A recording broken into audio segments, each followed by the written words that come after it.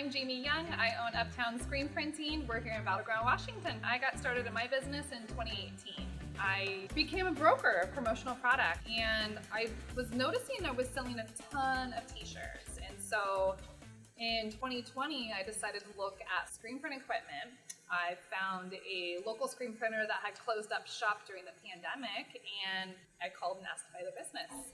You should always ask questions though when you buy a book of business. With that, we got equipment, we got a client list, and they trained us how to use the equipment that you see behind us today. We started off in 1,000 square feet in a small space in Battlegrounds. It was me by myself. I was printing shirts, I was answering phones, I was handling walk-ins.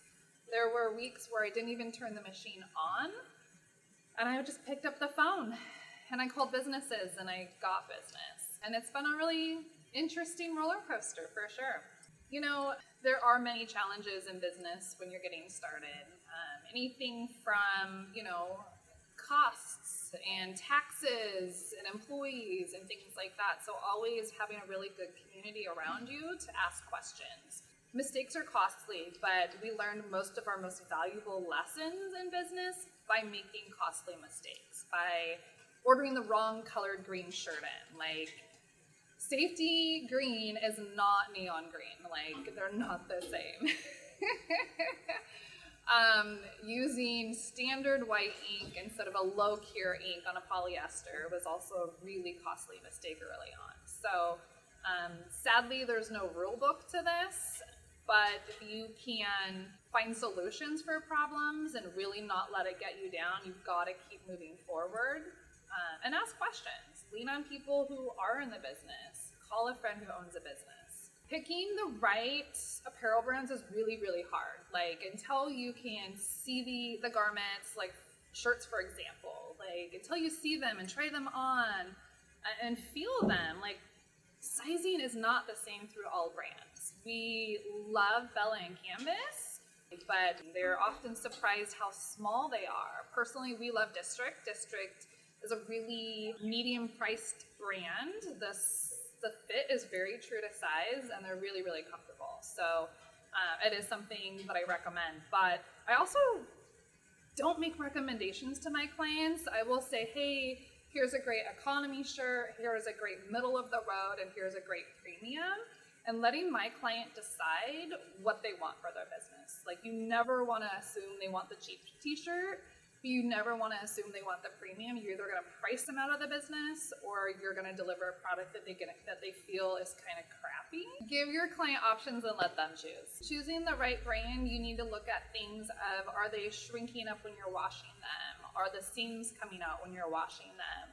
I love tri-blends, which are fairly new over the last couple of years. I always recommend my clients look towards a tri-blend in certain brands because they're not shrinking, they're not fading, they're not balling up or anything like that. So, I think mostly finding out what is the garment intended for, and is that garment going to hold up to their expectations? So if they're spending a lot of time outside and they're getting sweaty, maybe offering something that's 50% polyester or full polyester, because cotton is not going to dry as quickly.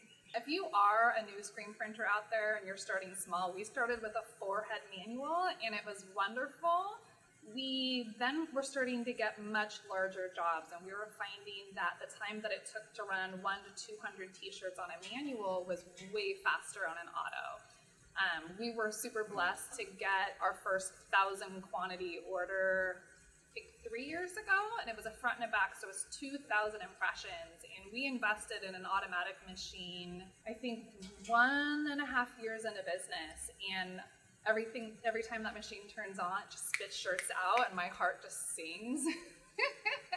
But there's going to be a time and a place for that. So once you realize that your equipment is actually slowing you down is when you might want to look at maybe bringing on a unit that has more heads if you're getting more, if you need to print more colors than your machine offers, or if you need to spit product out faster than your manual will provide, then maybe look into an auto. But you also, one thing that we've learned is, we're looking at upgrading our conveyor dryer, is how many shirts can you cure in a minute? So in looking at making an investment in our shop, we were looking at units that looked great price point wise, but they weren't actually going to cure shirts at the rate that we actually print them. So some of those dryers would actually slow my shop down. So also be careful on the equipment that you bring in, that it matches your level of production. Becoming a small business owner, opening a screen print shop. It's super exciting. I believe that our level of success has definitely come from building relationships in our community, getting out and connecting. So much of our business is referral and reorder. People are constantly raising their hands for us. But you gotta show up. The truth is you don't just open up shop, people don't find you. Like, you've got to get out there. You do have to market. It can be expensive, but just diversify. Get on social media, volunteer in your community, wear your own shirts, wear your own brands. But number one piece of advice, just show up. Having the right suppliers by your side is super duper important. If a shirt shows up in the wrong size, make sure that they're quick to get those shirts right back out to you. And if it shows up damaged, like, you want suppliers that are there to support you and grow your business. So having that relationship, having your go-to for sure. If you're looking to increase the quality of your screen printing, you've got to invest in good equipment. It's okay if it's old, and dusty and dirty, but old, like even new, commercial equipment is the key. It's going to be precise, it's going to register properly, it's going to save you a ton of time. So start with what you have and look, what can I bring into my business that is going to make me more efficient and turn product at a better quality at a faster rate. The biggest upgrade to our business was adding an automatic machine to our fleet of machines. So most businesses start off with a manual machine, which is fantastic. But here are the advantages of upgrading to an automatic machine, which it's not significantly more expensive, but you remove human error, right? So if you've got like a bum arm and you're on a manual machine and you're screen printing, you can see it in the print. Like, if there's more pressure on one side versus the other, the print is going to be affected with that. So with our automatic machine, the machine prints it. It's perfect every single time. The pressure is perfect, and it's really efficient in turning shirts a little bit faster. So if you're kind of like wondering whether you should upgrade, let me tell you, it was the best investment we ever made. So DTF, screen printing, like, that's a tough one. I will tell you, as a production screen print shop, there's a time and a place for DTF all day long. But if it is a lot of shirts or a lot of hoodies, you get to start making profit while screen printing. The cost to run a DTF is the same whether it's 1 print or 100 prints. But when it takes almost 2 hours to set up and tear down a screen print job, you're not making any money during that time frame. You've got to take that cost and divide it down by 12 shirts, divide it down by 100. You are going to become profitable at a higher quantity. So again, DTF's perfect for low quantity orders with really high color. But to become profitable, you need to get into screen printing at a higher quantity. So find out what's the orders in the business that's coming to you, and make a decision whether it's DTF or screen print based on those types of clients. I will tell you, location is everything. So we moved our business to the main street here in our town, and the eyeballs alone in that premium real estate bring us business. My first location was in a strip mall. I was kind of hidden in the corner, and nobody ever knew we were there. So location is key for sure. We all have seasons, whether it be sports, whether it be events. So make sure that you're looking at connecting with, construction, connect with the PTA or booster. You've got to diversify your work because there's seasons, right? Q1 is slow for screen print. What's going on in Q1 that you can screen print for? Like, everybody wants tote bags and pens, right? Go do tote bags, right?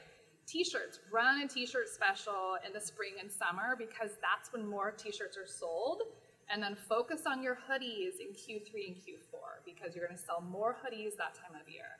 So plan ahead, make sure to get your marketing out there before they need it, not when it's too late.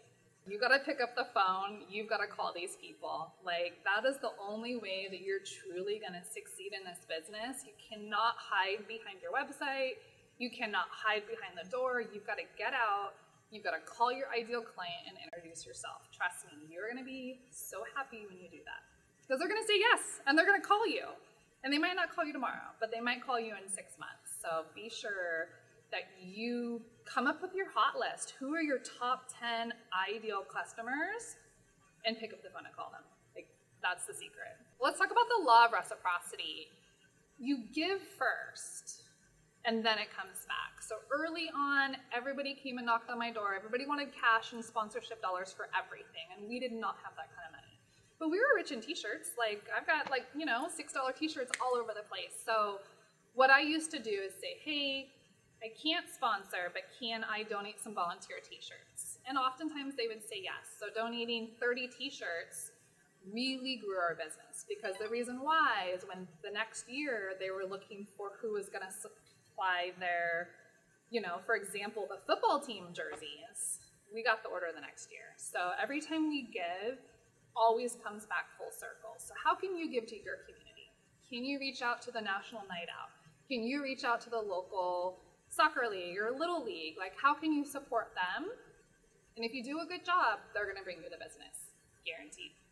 All right, so lots of industries and lots of different types of apparel that they're going to like. Like our construction dudes love Port & Company.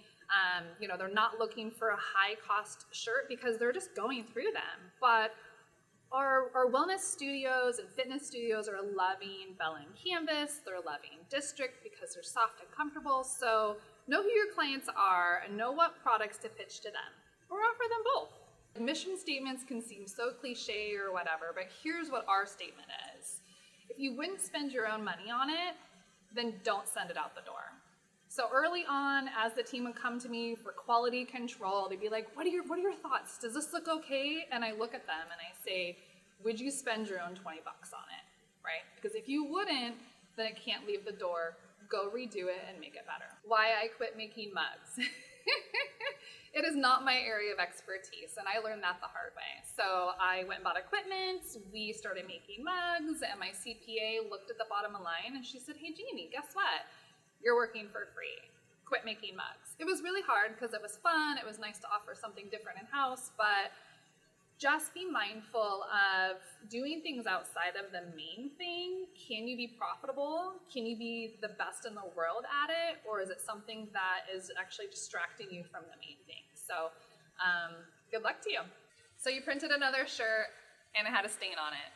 Please do yourself a favor, get yourself a Tide pen. It's gonna happen, you're gonna order a shirt, there's gonna be stain, take it off. Another go-to tip is a sewing kit. You're gonna complete a shirt, it took you an hour to set up for it, there's a hole in the sleeve, sew that baby up, don't be afraid.